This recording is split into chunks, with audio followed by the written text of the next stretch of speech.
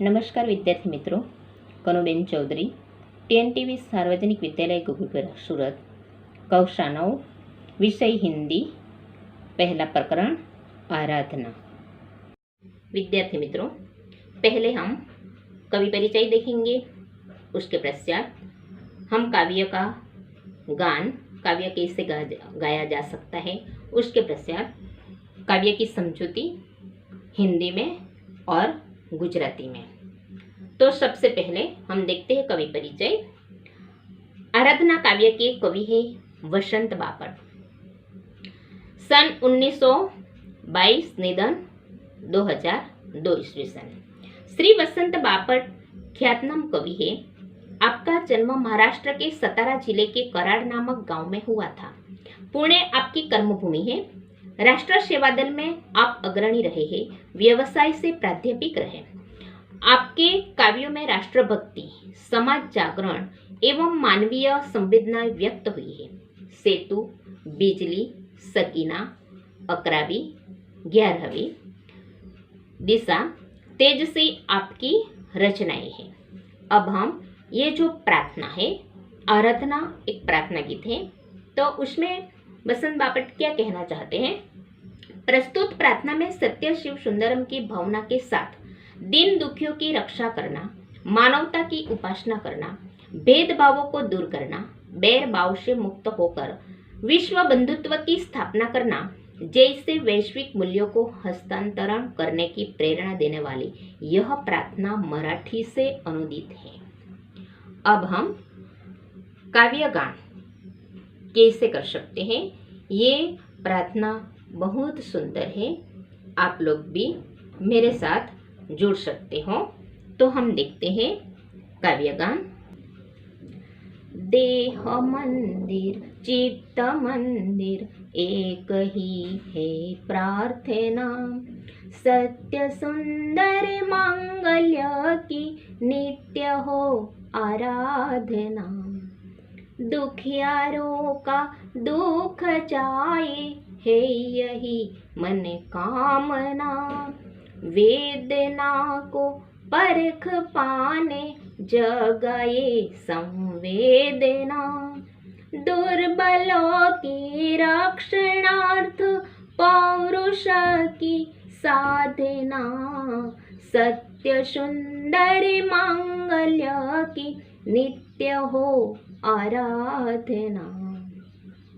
जीवन में नव तेज हो अंतरंग में भावना, सुंदरता की आश हो मानवता की हो उपासना।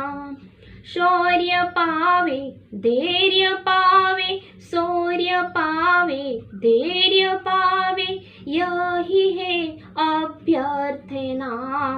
सत्य सुंदर मांगल्य की नित्य हो आराधना। भेद सभी अस्त होवे वैर और वासना, मानवों की एकता की पूर्ण हो कल्पना। मुक्त हम चाहे एक ही, मुक्त हम चाहे एक ही, बंधुता की कामना। सत्य सुंदर मांगल्य की नित्य हो आराधना। देह मंदिर चित्त मंदिर एक ही है प्रार्थना, सत्य सुंदर मांगल्य की नित्य हो आराधना। अब हम काव्य की समझौती देखें। कवि कहते हैं, देह मंदिर चित्त मंदिर, मेरी प्रार्थना एक ही है। देह मंदिर यानी कि शरीर और मन, चित्त, शरीर और मन से सत्य और शिव की सुंदर की आराधना हो, यानी कि लोग सच्चाई के मार्ग पर ही चले, उनके मन में सुंदर विचार आए और सब एक दूसरे के हित की ही बात सोचे। यही मेरी प्रार्थना है। दूसरी पंक्ति में कवि प्रार्थना करते हैं कि दुखियारों का दुख जाए, यानी कि कवि कहते हैं कि दुखी लोगों को दुख से छुटकारा मिले और एक दूसरे की पीड़ा का अनुभव करें, दुर्बलों की रक्षा के लिए शक्ति और साहस का उपयोग करें, वेदना को परख पाए यानी कि एक दूसरे की पीड़ा को समझ सके और दुर्बलों के रक्षणार्थ यानी कि जो लोग दुर्बल है, अपनी रक्षा नहीं कर सकते, उसकी रक्षा करने के लिए हमें ऐसा पौरुषत्व दो, ऐसे साहस दो और मेरा साहस इस तरह से उपयोग कर सकूं। आगे की पंक्ति देखते हैं।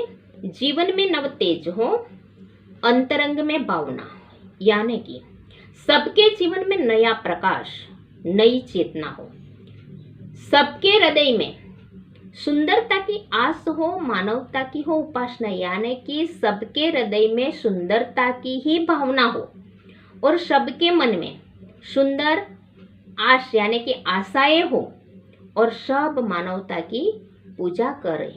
सब लोग अपनी मानवता का जो धर्म है ये समझे।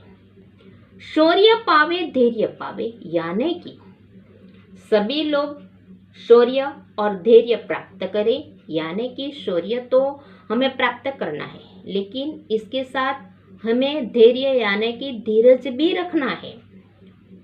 तो यहाँ वसंत बापट कहते हैं कि हमें सब लोगों को हमें आप अगर शौर्य दो तो उसके साथ हम धैर्य भी प्राप्त कर सके, यही अभ्यर्थना यानी कि यही मेरी प्रार्थना है। भेद सभी अस्त होवे, वैर और वासना, मानवों की एकता की पूर्ण हो कल्पना। यहाँ कवि की इच्छा ये है कि मनुष्य के बीच में सारे भेदभाव समाप्त हो जाए। कोई ऊंच नहीं, कोई नीच नहीं, कोई बड़ा नहीं, कोई छोटा नहीं, ऐसा कोई भी जो भेदभाव है ये सब अस्त हो जाए यानी कि समाप्त हो जाए। और बैर और वासना यानी कि किसी के प्रति किसी को दुश्मनी ना हो और किसी के प्रति बुराइयां ना हो, बुराइयां सभी लोगों की नष्ट हो और मानवता की एकता की पूर्ण हो कल्पना। यहाँ कवि वसंत बापट विश्व बंधुत्व की स्थापना करना चाहते हैं और ये कहते हैं कि सभी मनुष्य एकता का अनुभव करें और हम मुक्त हम यानी कि हम स्वतंत्र तरह से यहाँ जी सके, हम स्वतंत्र होकर यहाँ जिए और स्वतंत्रता और बंधुता की कामना हम चाहते हैं। तो हम यहाँ एक ही बंधुता की कामना यानी कि व्यक्ति मानव के बीच बैर और वासना ही ना रहे और सब लोग सभी के बारे में अच्छा ही सोचें और वसुदेव कुटुंबकम की भावना ही स्थापित करके रखें। ऐसा अगर हो जाए तो अवश्य ही हर एक व्यक्ति स्वतंत्र होकर मुक्त होकर जी सकेगा। यही कामना यहाँ कवि वसंत बापट करता है। अब हम देखते हैं गुजराती में उसका भावार्थ। तो पहली जो पंक्ति है उसका गुजराती भावार्थ देखते हैं।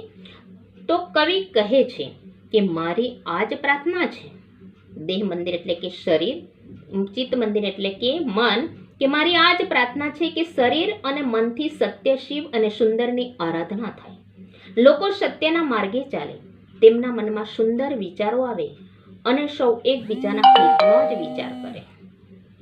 ત્યાર પછીની આગલી પંક્તિમાં કવિ કહે છે દુખિયારો કા દુઃખ જાય। કવિ અહીંયા કહે છે, કવિ પ્રાર્થના કરે છે કે દુઃખી લોકોના દુઃખમાંથી છુટકારો મળે અને એ લોકો એકબીજાની પીડાનો અનુભવ કરે અને દુર્બળોની રક્ષણ માટે જ શક્તિ અને સાહસનો ઉપયોગ કરે।